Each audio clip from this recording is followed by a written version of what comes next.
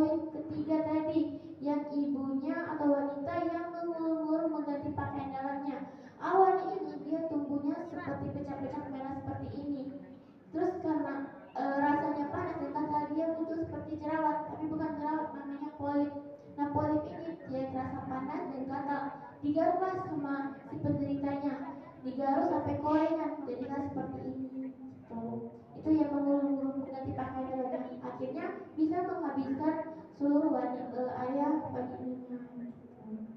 Ini bentuk terakhir yang ada kisahnya, dan ini yang normalnya. Yang ini bentuk kisahnya seperti ini, yang ini normalnya seperti ini.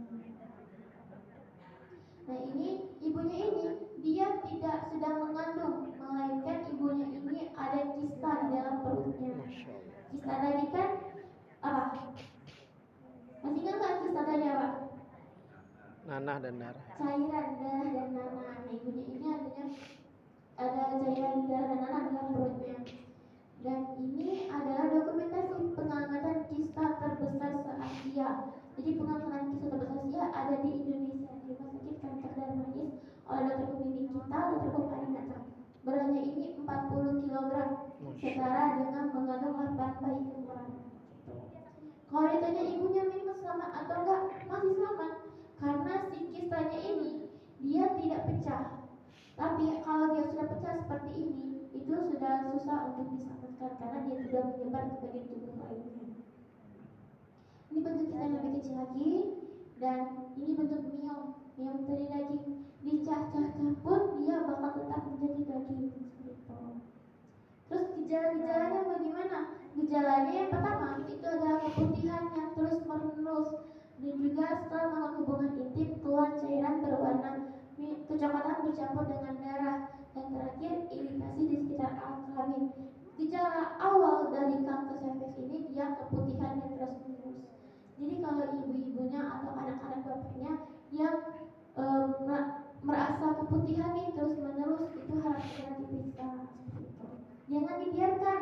Itu sering sekali kita mendapatkan informasi dari rumah sakit itu kalau tiba-tiba udah stadium 4 aja dibawa ke rumah sakit. Itu yang sering disepelekan oleh masyarakat. Cara deteksi kankernya bagaimana? Bisa menggunakan plasmid dan juga IVA test.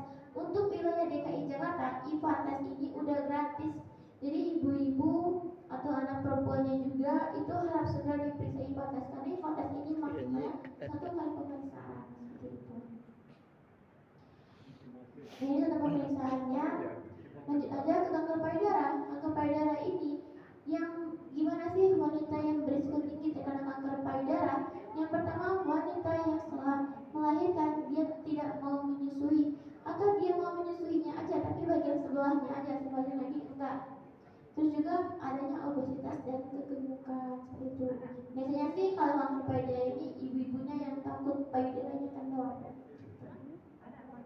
Ini contoh kanker yang payudaranya dia keras dan juga membengkak seperti ini.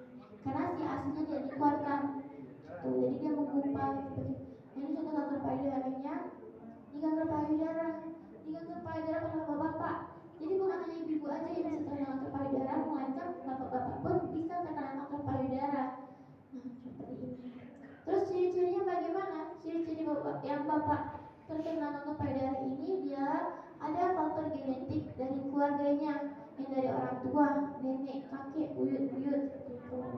Terus juga pria perokok yang suka minum minuman beralkohol, dan pria yang suka mengonsumsi makanan yang mengandung bahan-bahan pengawet.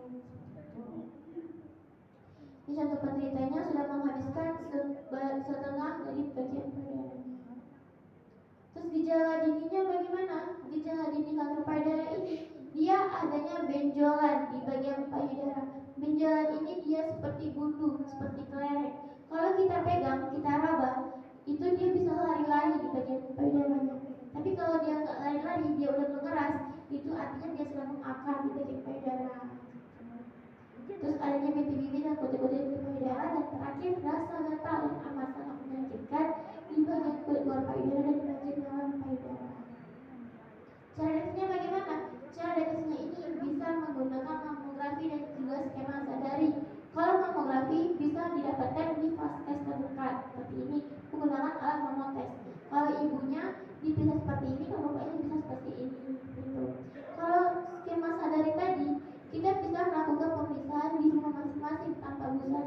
gitu, bisa dengan bantuan minyak, oil ataupun dan sebagainya. Caranya seperti ini. Caranya itu tangan setengah tangannya diangkat seperti ini, satunya lagi 3 jari paha di bagian payudara searah jarum jam. Nah, terus bisa juga di bagian ketiaknya, karena di sana tuh bakal dia bisa bertemu di sana juga. Terus dipencet payudaranya. Kalau dia keluar ASI atau cairan yang berbau, itu pasti udah ada sel kanker payudaranya seperti itu.